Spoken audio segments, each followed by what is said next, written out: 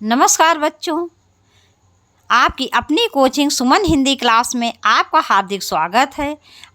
मैं 27/1/2019 यूपीपी हिंदी का प्रश्न पत्र लेकर आपके समक्ष उपस्थित हूँ, जिसमें 37 प्रश्न पूछे जाते हैं, लेकिन इसमें गद्यांश को मैंने शामिल नहीं किया है।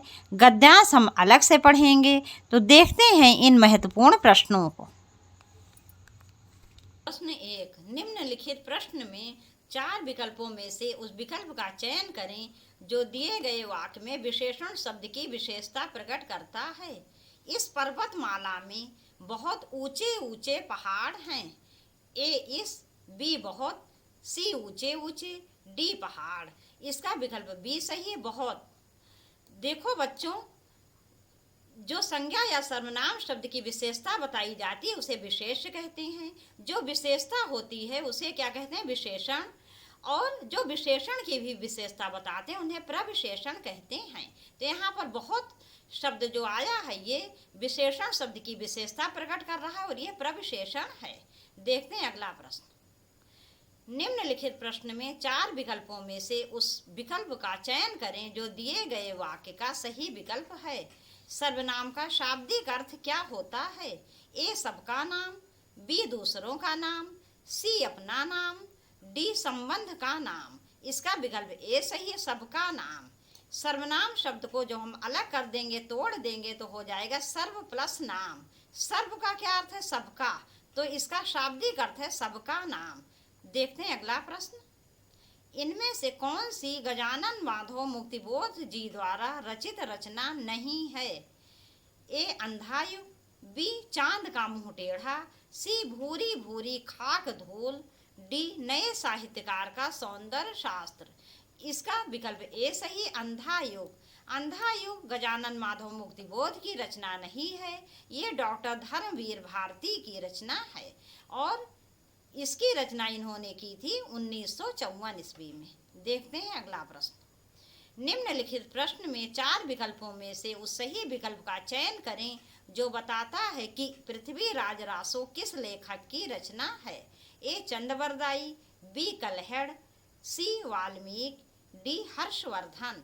इसका विकल्प ए सही है, चंद्रवरदाई। पृथ्वीराज रासो चंद्रवरदाई द्वारा रचित हिंदी साहित्य का पहला महाकाव्य है। ये भी प्रश्न आपसे पूछा जा सकता है कि हिंदी साहित्य का पहला महाकाव्य कौन सा है, तो यह है पृथ्वीराज रासो। कल्हड़ की सबसे प्रसिद्ध रचना है राजत रंगिणी और वाल्मीकि जी की रचना से तो सब लोग परिचित होंगे, रामायण, जो कि लौकिक संस्कृत की पहली रचना है। देखते हैं अगला प्रश्न।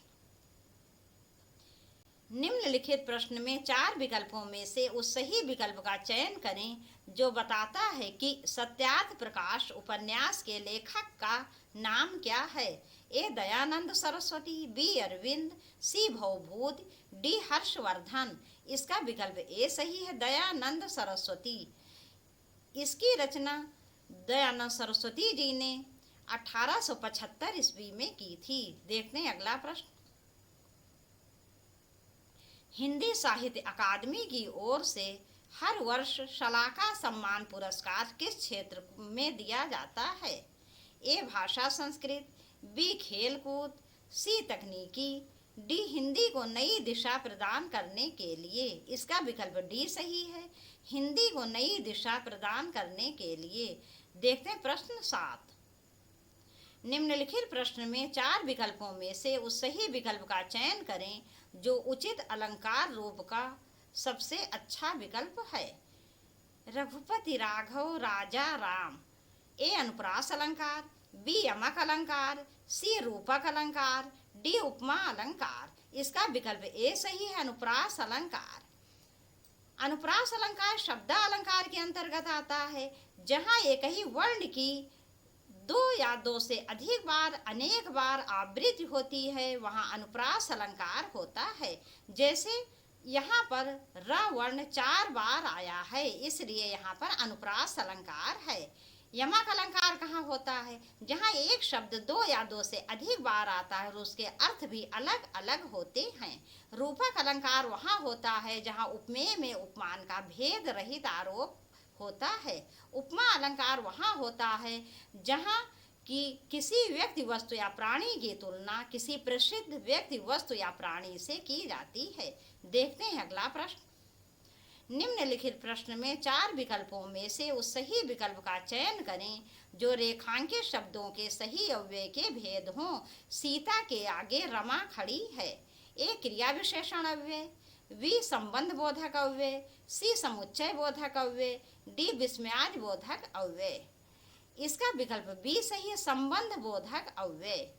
अव्यय किसे कहते हैं? अव्यय वे शब्द होते हैं जिनका लिंग वचन काल कारक आदि के आधार पर जिनके रूप में कोई भी परिवर्तन नहीं होता है, वह सदैव अपने एक ही रूप में स्थिर रहते हैं।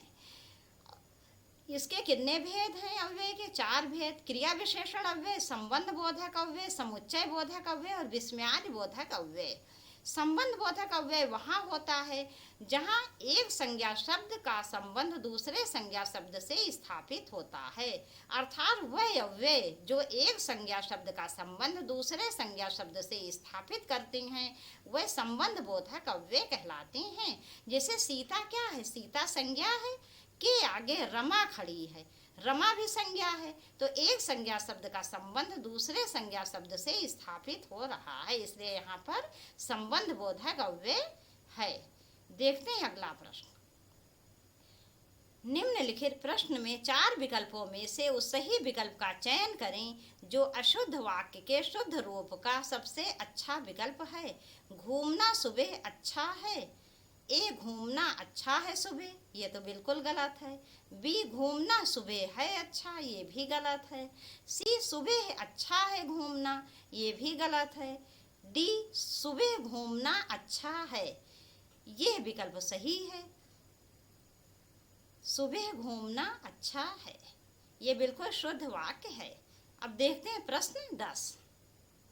निम्नलिखित प्रश्न में 4 विकल्पों में से उस सही विकल्प का चयन करें जो बताता है कि नीचे दिए गए छंद के प्रत्येक चरण में कितनी मात्राएं हैं। करते अभिषेक पयोध हैं, बलिहारी इस वेश की, हे मातृभूमि तू सत्य ही सगुण मूर्ति सर्वेश की। ए 15 से 13 के क्रम से 28, बी पहले और तीसरे में 12, सी प्रत्येक चरण में 24, डी प्रत्येक चरण में 22। इसका विकल्प ए सही है, 15 से 13 के क्रम से 28, क्रम में 28। ये यहाँ पर उलाला छंद है, ये सममात्रिक छंद होता है और इसके प्रत्येक चरण में 28 मात्राएं होती हैं। 4 चरण होते हैं जिसमें प्रत्येक चरण में 28 मात्राएं होती हैं। 15 और 13 पर यति होती है। यति का क्या अर्थ है? रुकना। तो अब देख लो इसको। पहले अच्छा बच्चों ये समझ लो कि छंद में देखो जो ह्रस्व स्वर होते हैं उनकी एक मात्रा होती है और जो दीर्घ स्वर मतलब दीर्घ मात्राएं, जैसे बड़ा आ, ई, बड़ी ई, बड़ा ऊ या ए, ऐ, ओ, औ आदि दीर्घ स्वर जो होते हैं उनकी 2 मात्रा मानी जाती है। और ह्रस्व स्वर का क्या अर्थ है? जैसे कि छोटी ई की मात्रा जहाँ हो, छोटे ओ की मात्रा जहाँ हो, या जहाँ पर जिस व्यंजन वर्ण में कोई भी मात्रा ना हो उसमें आ का स्वर मिला होता है, तो उसको भी क्या कहेंगे? ह्रस्व कहेंगे। तो ह्रस्व स्वर की एक मात्रा होती है और दीर्घ स्वर की 2 मात्रा होती हैं। तो चलो यहाँ करते से और वेशिकी तक गिन लेते हैं, इससे पता चल जाएगा किस प्रकार से 15 और 13 में यति है और किस प्रकार से 28 मात्राएं हैं। करते अभिषेक पयोध हैं, तो 1, 2, 3, 4, 5, 6, 7, 8, 9, 10, 11, 12, 13, 14, 15, तो इस प्रकार से 15 मात्रा। और बलिहारी इस वेश की 1, 2, 3, 4, 5, 6, 7, 8, 9, 10, 11, 12, 13, यहाँ पर 13 मात्रा हैं। तो इस प्रकार से 15 और 13 28, तो इस प्रकार से इसका विकल्प ए सही है। अब देखते हैं प्रश्न 11। निम्नलिखित प्रश्न में 4 विकल्पों में से उस विकल्प का चयन करें जो दिए गए मुहावरे का सही अर्थ वाला विकल्प है। अंक भरना, ए रो पड़ना, बी गले लगाना, सी बदल जाना, डी मूर्ख बनाना। इसका विकल्प बी सही है, गले लगाना। अंक भरना का क्या अर्थ होता है? किसी को गले लगाना। अब देखते हैं अगला प्रश्न। निम्नलिखित प्रश्न में 4 विकल्पों में से उस सही विकल्प का चयन करें जो बताता है कि संयोग और वियोग किस रस के रूप हैं। ए वात्सल्य, बी भयानक, सी श्रृंगार, डी अद्भुत। इसका विकल्प सी सही है, श्रृंगार। बच्चों, यहाँ श्रृंगार शब्द जो है ये थोड़ा गलत लिखा है। ये जो श्रा है तो श्रा पे री लगेगा, लेकिन इसमें ये जो 2 डंडी है, जो 2 लाइनें हैं, इसमें से एक लाइन ही रहेगी, दूसरी लाइन नहीं रहेगी। तो इस प्रकार से श्रृंगार शब्द शुद्ध रूप में लिखा जाएगा। और संयोग और वियोग श्रृंगार रस के भेद हैं। संयोग श्रृंगार रस वहाँ होता है जहाँ नायक नायिका, प्रेमी प्रेमिका या पति पत्नी के मिलन का वर्णन होता है। और वियोग श्रृंगार रस वहाँ होता है जहाँ पर नायक नायिका, पति पत्नी या प्रेमी प्रेमिका के विरह या बिछोह का वर्णन होता है। वात्सल्य रस कहाँ होता है? वात्सल्य रस वहाँ होता है जहाँ माता पिता का पुत्र के प्रति प्रेम या गुरु का शिष्य के प्रति प्रेम, या जैसे आप लोग हैं तो आप लोगों का भी किसी भी अपने छोटे भाई बहन या किसी छोटे बच्चे के प्रति प्रेम होता है। भयानक रस वहाँ होता है जहाँ पर कोई भयानक दृश्य हमारे सामने उपस्थित हो जाता है। अद्भुत रस वहाँ होता है जो कि पहले कभी ना देखा सुना हो, अर्थात जिसको देखकर आश्चर्य का भाव होता है, वहाँ अद्भुत रस होता है। देखते हैं अगला प्रश्न। निम्नलिखित प्रश्न में 4 विकल्पों में से उस सही विकल्प का चयन करें जो निर्देशानुसार वाक्य परिवर्तन वाला सही विकल्प है। पिताजी पत्र पढ़ रहे हैं। ये यहाँ पर वाक्य लिखा है बेटा, वैसे यहाँ वाच्य होना चाहिए, वैसे इसमें गलत नहीं होगा, क्योंकि वाच्य जो है ये वाक्य का ही एक भेद होता है। लोग वाक्य और वाच्य को अलग समझते हैं, लेकिन ये वाक्य का ही एक भेद है। तो जो निर्देशानुसार वाच्य परिवर्तन वाला सही विकल्प है। तो देखते हैं, पिताजी पत्र पढ़ रहे हैं, इसको कर्मवाच्य में बदलना है। तो देख लेते हैं इसके विकल्प। पत्र पिताजी द्वारा पढ़ा गया, बी पिताजी ने पत्र पढ़ा, सी पिताजी से पत्र पढ़ा जा रहा है, डी पिताजी पत्र पढ़ रहे हैं। इसका विकल्प ए सही है, पत्र पिताजी द्वारा पढ़ा गया। तो बच्चों, वाच्य क्या होता है? वाक्य का वो रूप जिससे यह पता चलता है कि क्रिया कर्ता कर्म या भाव में से किसका अनुसरण कर रही है, उसे ही वाच्य कहते हैं। वाच्य के 3 भेद होते हैं, कर्तृवाच्य, कर्मवाच्य और भाववाच्य। देखते हैं अगला प्रश्न। योजक चिन्ह का सही उदाहरण कौन सा है? ए शिव जी और शिवेश भाई बहन हैं, बी हेमा माया सहेलियां हैं, सी रोहन ने कहा मुझे पढ़ाई करनी है, डी मैं घूमने जा रही हूँ। इसका विकल्प ए सही है, शिव जी और शिवेश भाई बहन हैं। यहाँ पर भाई बहन में योजक चिन्ह है। योजक चिन्ह का उपनाम है सामासिक चिन्ह। तो यहाँ पर द्वंद्व समास है। द्वंद्व समास कहाँ होता है? जहाँ पर दोनों पदों में से दोनों ही समान रहते हैं। ऐसा नहीं होता है दोनों ही पद, मतलब कहने का था प्रधान रहते हैं, कोई भी गौड़ नहीं होता है, दोनों ही प्रधान होते हैं, वहाँ द्वंद्व समास होता है। तो द्वंद्व समास जहाँ पर होता है वहाँ पर योजक चिन्ह का प्रयोग होता है, जैसे माता पिता, भाई बहन, रुपया पैसा।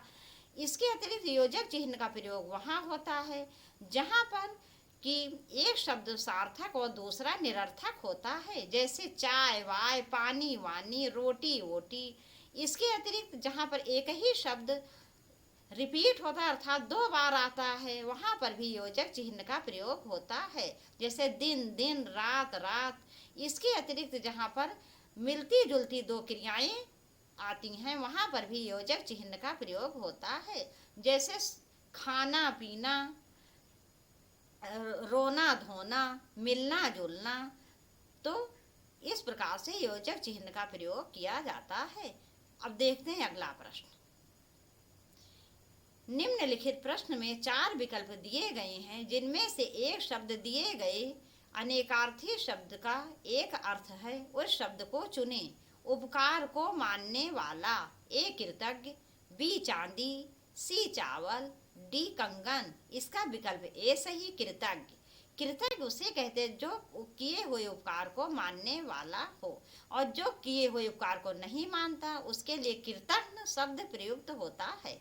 देखते हैं प्रश्न 16। बच्चों, मेरी कोचिंग काका देव कानपुर आशीष गेस्ट हाउस के बगल में है। तो यहाँ पर मेरी ऑफलाइन कोचिंग चलती है और इसके लिए यहाँ पर मेरा व्हाट्सएप नंबर भी दिया है। तो यदि आप पढ़ना चाहते हैं तो इस व्हाट्सएप नंबर से संपर्क कर सकते हैं। निम्नलिखित प्रश्न में 4 विकल्पों में से रेखांकित पद के उचित कारक को पहचानिए। बोतल में दूध बचा है। ए संबोधन कारक, बी अधिकरण कारक, सी संबंध कारक, डी कर्म कारक। इसका विकल्प बी सही है, अधिकरण कारक। जहाँ क्रिया के आधार का बोध होता है वहाँ अधिकरण कारक होता है। इसकी सबसे बड़ी पहचान ये है कि इसमें में या पर कारक चिन्ह प्रयुक्त होता है। संबोधन कारक वहाँ होता है जहाँ किसी को संबोधित किया जाता है, पुकारा जाता है। संबंध कारक वहाँ होता है जहाँ किसी भी दो व्यक्ति, वस्तु, प्राणी आदि के संबंध का बोध होता है। इसका चिन्ह होता है का, की, के, रा, री, रे। कर्म कारक वहाँ होता है जहाँ क्रिया का फल का कर्म पर पड़ता है। यहाँ सजीव के लिए को चिन्ह का प्रयोग होता है, निर्जीव के लिए को चिन्ह का प्रयोग नहीं होता है। देखते हैं अगला प्रश्न। निम्नलिखित प्रश्न में 4 विकल्पों में से क्रिया का सही रूप वाला विकल्प पहचानिए। स्कूल बस 5 मिनट, आना सामान्य भविष्यकाल। इसको बच्चों ये है स्कूल बस 5 मिनट में, इसे सामान्य भविष्यकाल में बताना है। तो देखते हैं विकल्प ए है मैं आ गई, बी मैं आएगी, सी मैं आके गई, डी मैं आके चली गई। इसका विकल्प बी सही है, मैं आएगी। स्कूल बस 5 मिनट में आएगी। अब काल किसे कहते हैं? क्रिया जीव शब्द जिसे क्रिया के घटित होने के समय का बोध होता है उसे काल कहते हैं। इसके 3 भेद हैं। भूतकाल जिससे बीते हुए समय का बोध होता है, बीते हुए समय में जो कार्य किया गया उसका बोध होता है। वर्तमान काल, इससे जो क्रिया चलते हुए समय में होती है उसका बोध होता है। भविष्य काल, भविष्य में होने वाले कार्य का बोध होता है। देखते हैं अगला प्रश्न। निम्नलिखित प्रश्न में यहाँ बच्चों क्रिया होगा। तो निम्नलिखित प्रश्न में क्रिया की संरचना के आधार पर उनके भेद बताइए। निम्नलिखित प्रश्न में क्रिया की संरचना के आधार पर उनके भेद बताइए। रवि दीवार रंगने लगा है। ए कृदंत क्रिया, बी पूर्वकालिक क्रिया, सी नाम धातु क्रिया, डी संयुक्त क्रिया। इसका विकल्प डी सही है, संयुक्त क्रिया। जहाँ पर कार्य एक ही होता है लेकिन क्रिया 2 होती है वहाँ पर संयुक्त क्रिया होती है। जैसे रवि दीवार रंगने लगा, इसमें एक क्रिया है रंगना और एक है लगना। तो इस प्रकार से संयुक्त क्रिया है।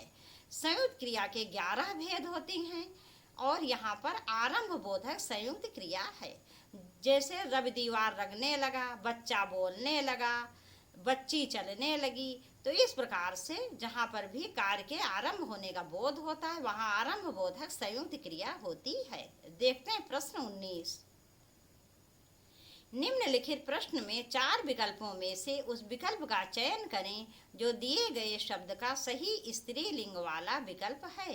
ए हंसिनी, बी हंसिनी, सी हंसी, डी हंसिया। इसका विकल्प ए सही है, हंसिनी।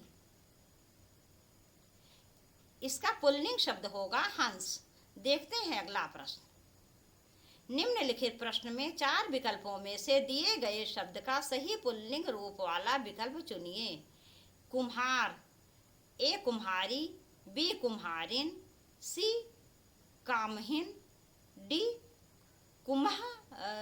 कुम्हारीन। तो इसका विकल्प बी सही, कुम्हारिन। देखते हैं अगला प्रश्न। नीचे दिए गए शब्द का सही बहुवचन रूप वाला विकल्प चुनिए। चुटिया, ए चुटियां, बी चुटियों, सी चुटियों, डी चुटियाए। इसका विकल्प ए सही, चुटियां। बच्चों, जहां पर या आता है स्त्रीलिंग शब्द में, जिसका प्रत्यय क्या होता है, या होता है, वहां उसको या में बदल जाता है। उसको बहुवचन बनाने के लिए क्या किया जाता है, या को या में बदल देते हैं। जैसे चुटिया चुहिया, चुटिया चुटिया चुटिया, चूहिया चूहिया, गुड़िया गुड़िया, बुढ़िया बुढ़िया। देखते हैं अगला प्रश्न। निम्नलिखित प्रश्न में 4 विकल्पों में से उस विकल्प को चुनिए जो सही पूर्ण रूपेण वर्ण विच्छेद वाला है। ए कृपण, ए करी प्लस पा प्लस अड़ा, बी का प्लस री प्लस पा प्लस आ प्लस अड़ा, सी का प्लस री प्लस पा प्लस आ प्लस अड़ा प्लस आ। इसका विकल्प डी सही है। देखो क्या है, कृपण। तो बच्चों, ऐसा है, कोई भी ऐसा व्यंजन बना ही नहीं है जो बिना स्वर की सहायता के बोला जा सके। तो क्री है, तो क्री में से जो हमने स्वर री को हटा दिया तो क्या हो गया, यहाँ पर हलंत लग गया काम में और री अलग हो गया, तो हो गया क्री। और जहाँ पर कोई भी स्वर ना मिला हो, कोई मात्रा ना हो, तो वहाँ आ का स्वर मिला रहता है। तो पा को में आ को अलग कर दिया, यहाँ हलंत लग गया, तो इस प्रकार से हो गया पा। और अड़ा में आ को अलग कर दिया और अड़ा में हलंत लगा दिया, तो ये हो गया अड़ा। तो इस प्रकार से कृपण शब्द बन गया। इस प्रकार से इसका विकल्प डी सही है। देखते हैं अगला प्रश्न। निम्न 4 विकल्पों में से शुद्ध वर्तनी वाला शब्द पहचानिए। ए कृष्ण, सी कृष्ण, सी कृष्ण, डी कृष्ण। इसका विकल्प ए सही, कृष्ण। इसका विकल्प ए सही, कृष्ण। देखते हैं अगला प्रश्न। निम्नलिखित प्रश्न में 4 विकल्पों में से उस विकल्प का चयन करें जो दिए गए शब्द का सही समान अर्थ वाला शब्द है। दुविधा, ए धर्म संकट, बी यथातथ, सी विस्तृत, डी होनहार। इसका विकल्प ए सही, धर्म संकट। दुविधा का क्या अर्थ है? जैसे लोग कहते हैं नहीं कि बड़ी दुविधा है, मतलब जैसे कोई कार है तो इस कार को करें या ना करें, करें या ना करें, इस प्रकार के विचार जो हमारे मन में आते हैं, तो यही दुविधा की स्थिति कहलाती है और इसी को हम धर्म संकट भी कहते हैं। बच्चों, मुझे पूरा विश्वास है ये वीडियो आपको बहुत अच्छा लग रहा होगा। जो मैं पढ़ा रही हूँ समझ में आ रहा होगा, और कहीं कुछ ना समझ में आए तो आप कमेंट्स ज़रूर करिए। और प्लीज़ वीडियो को लाइक करिए, शेयर करिए ज़्यादा से ज़्यादा। और यदि आपने चैनल को सब्सक्राइब ना किया हो तो प्लीज़ सब्सक्राइब कर दीजिए। देखते हैं अगला प्रश्न। निम्नलिखित प्रश्न में 4 विकल्पों में से उस विकल्प का चयन करें जो दिए गए शब्द का सही समान अर्थ वाला शब्द है। पत्थर, ए पाषाण, बी गिर, सी नभचर, डी निर्भय। इसका विकल्प ए सही है, पाषाण। पत्थर का को क्या कहते हैं, समान अर्थ है इसका, पाषाण। गिर किसे कहते हैं, गिर माने पहाड़। नभचर किसे कहते हैं, जो आकाश में भ्रमण करे। निर्भय किसे कहते हैं, भय मूल शब्द है, इसमें निर उपसर्ग लग के क्या होगा, निर्भय। तो निर्भय माने क्या होता है, जिसे कोई किसी प्रकार का भय ना हो। देखते हैं अगला प्रश्न। निम्नलिखित प्रश्न में 4 विकल्पों में से उस विकल्प का चयन करें जो उपसर्ग से बना शब्द नहीं है। इसमें नहीं है पूछा गया है। बच्चों, नहीं पर विशेष ध्यान दिया करो। ये नहीं शब्द जो है ये हमारे बहुत से प्रश्न गलत करवा देता है। ए पुनर्जन्म, इसमें जन्म मूल शब्द है, पुनर् उपसर्ग है। बी कुधर्म, इसमें धर्म मूल शब्द है, कु उपसर्ग है। सी आजीवन, इसमें जीवन मूल शब्द है और आ उपसर्ग लगा है। डी दिखावा, इसका यही विकल्प सही है, डी। इसमें उपसर्ग नहीं है, इसमें देख मूल शब्द है और आवा प्रत्यय लगा है। देखते हैं अगला प्रश्न। निम्नलिखित प्रश्न में 4 विकल्पों में से उस विकल्प का चयन करें जो प्रत्यय से बना है। ए इंसान, बी मदद, सी जादूगर, डी समझ। इसका विकल्प सी सही है, जादूगर। इसमें जादू मूल शब्द है और गर प्रत्यय लगा है। प्रत्यय बच्चों एक ऐसा शब्दांश है जो कि शब्द के अंत में लगकर उसके अर्थ को बदल देता है, परिवर्तित कर देता है। देखते हैं अगला प्रश्न। निम्नलिखित प्रश्न में 4 विकल्प दिए गए हैं जिनमें से उस विकल्प का चयन करें जो दिए गए पद का सबसे उचित सामासिक युग्म पद है। आचार, ए खाने की वस्तु, बी विचार, सी चाल चलन, डी अनादर। इसका विकल्प बी सही है, विचार। आपने अक्सर सुना होगा कि उनका आचार विचार अच्छा है या उनका आचार विचार ऐसा है वैसा है, इस बारे में बहुत कुछ सुना होगा। आचार विचार का अर्थ ये होता है कि हमारे कार्य करने का ढंग कैसा है, जैसे किस उचित समय पर हम सो रहे हैं, कि कैसे सोना, उठना, जगना, खाना पीना, व्यवहार, तो ये सारी चीज़ें जो हैं किस में आ जाती हैं, आचार विचार में। देखते हैं अगला प्रश्न। निम्नलिखित प्रश्न में 4 विकल्पों में से दिए गए शब्द के विपरीत अर्थ वाला विकल्प चुनिए। स्वार्थ, ए परमार्थ, बी निस्वार्थ, सी विषाद, डी वरिष्ठ। इसका विकल्प ए सही है, परमार्थ। विषाद का क्या होता है? विषाद का विलोम है हर्ष, वरिष्ठ का कनिष्ठ। देखते हैं अगला प्रश्न। निम्नलिखित प्रश्न में 4 विकल्पों में से उस विकल्प का चयन करें जो सही संधि विच्छेद वाला विकल्प है। अत्यधिक, आ प्लस त्याधिक, बी अति प्लस अधिक, सी अति प्लस अधिक, डी अति प्लस अधिक। इसका विकल्प बी सही है, अति प्लस अधिक। यहाँ पर यड़ स्वर संधि है। संधि किसे कहते हैं बच्चों? दो शब्दों में, दो पदों में जो अंतिम पद का पहला वर्ण होता है, दो पदों में एक पहले पद का अंतिम वर्ण और दूसरे पद का पहला वर्ण, इनके मिलने से जो विकार परिवर्तन होता है उसी को हम संधि कहते हैं। संधि के कितने भेद होते हैं? संधि के 3 भेद हैं, स्वर संधि, व्यंजन संधि और विसर्ग संधि। स्वर संधि को कितने भागों में बांटा गया? 5 भागों में बांटा गया है। दीर्घ स्वर संधि, गुण स्वर संधि, यड़ स्वर संधि, अयादि स्वर संधि और वृद्धि स्वर संधि। तो यहाँ पर यड़ स्वर संधि है। जैसे अधि का ई और अधिक, तो ई प्लस आ मिलकर क्या हो गए हैं? या हो गए हैं। ई का मेल जहाँ आ से होता है वहाँ पर या हो जाता है और ये यड़ स्वर संधि में होता है। तो अधि प्लस अधिक, ई प्लस आ बराबर या, इसलिए यहाँ पर यड़ स्वर संधि है। देखते हैं अगला प्रश्न।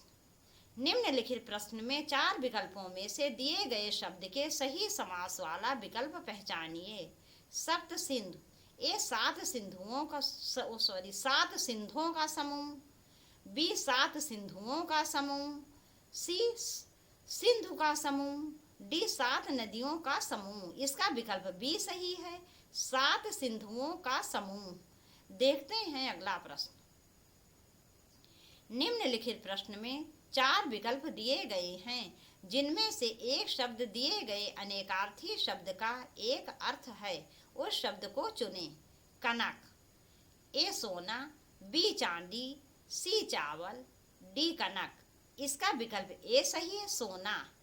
बच्चों ये कनक का ये अर्थ क्या होता है? सोना होता है और एक अर्थ इसका धतूरा भी होता है। अब ये वीडियो यहीं पर समाप्त कर रहे हैं। आपसे जल्दी ही मिलेंगे बहुत अच्छे प्रश्नों के साथ। तब तक के लिए नमस्कार।